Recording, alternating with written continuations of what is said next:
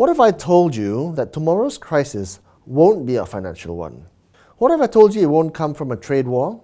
It won't come from an economic crash? Hell, it won't even come from a war, not the military kind anyway. Tomorrow's crisis is a people one. I'm referring to our aging population. Because like Japan, we are aging fast, and we're not having enough babies to make up for this. And worse, thanks to the middle income trap that we are in, when we get old, we won't have enough money to live on. Surveys show that as many as 9 out of 10 Malaysians fear that they will retire poor. According to the EPF, by the year 2050, Malaysians will be expected to live to age 80 at least. Even today, the studies show that if and when you get to age 60, there is a very high probability that you will live another 20 years. What does that mean? It'll mean that you'll need to have at least 1.2 million ringgit in savings if you want to maintain the same life that you are leading, assuming, of course, a middle-class salary of 5,000 ringgit a month currently, which is a hell of a lot.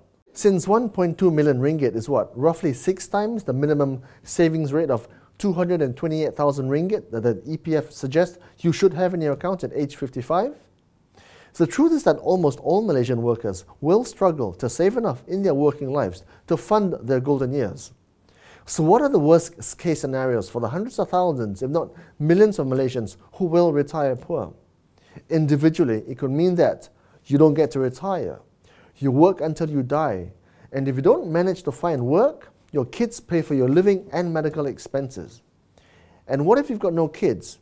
You stand to lose your home, your dignity, your soul, and you die either on the streets or in a charity-funded old folks' home.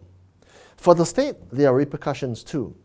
Life expectancy is expected to increase to 100 years, so that means that from retirement age, the government has to pay pensions for 40 more years.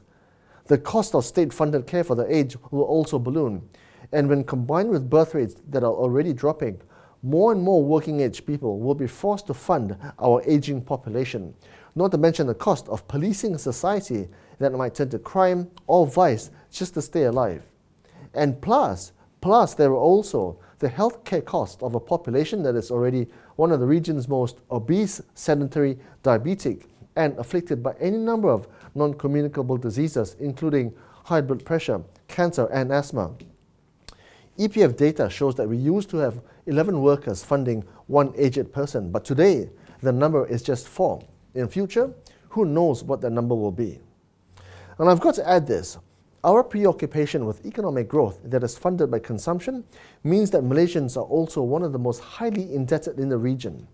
And here again, I point to EPF data, which shows that our household debt to income, not GDP, income, is a staggering 146%, which means that Malaysian households owe 146 ringgit for every 100 ringgit earned.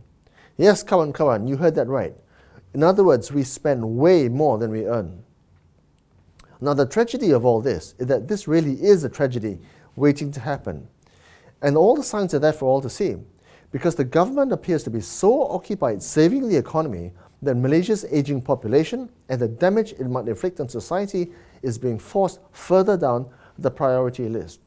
For example, a youth incentive scheme that had been very effective in attracting fresh graduates onto the private retirement scheme, or PRS, will no longer apply from this year onwards, while the ever-powerful unit trust industry continues to serve their sales agents, which keep costs prohibitively high and returns mediocre.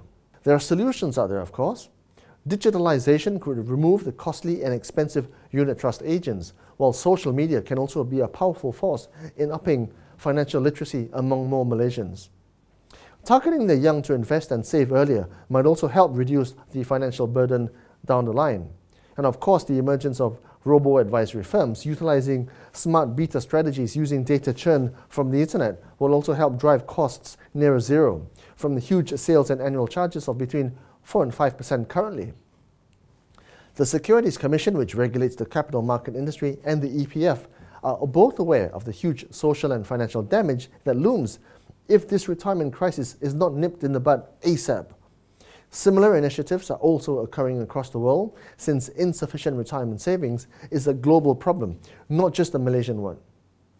As hedge fund legend Ray Dalio told Business Insider's Henry Blodgett recently, a pension crisis like the one happening in Malaysia is looming in America. And when it hits, it's going to be ugly.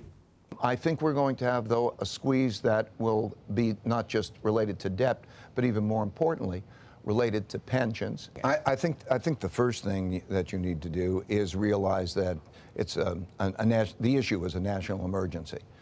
The issues Americans face are largely the same as here. Many of them are hitting retirement age with insufficient savings, and it's going to be a big problem for the government, since America is a country more than 10 times the size of Malaysia's population. So what do? Well, the government as we know it is flat out fixing all the problems left over from Najib and his bunch of buddies. So do we wait or take matters into our own hands? I vote we help ourselves. There is a very strong case to be made for deferring consumption, just as there is a very strong case for becoming financially literate and to start saving and investing as early as possible. Honestly, you don't need that BMW yet, nor should you buy that iPhone XS Max until you can truly afford it or until your company deems you valuable enough to get it for you.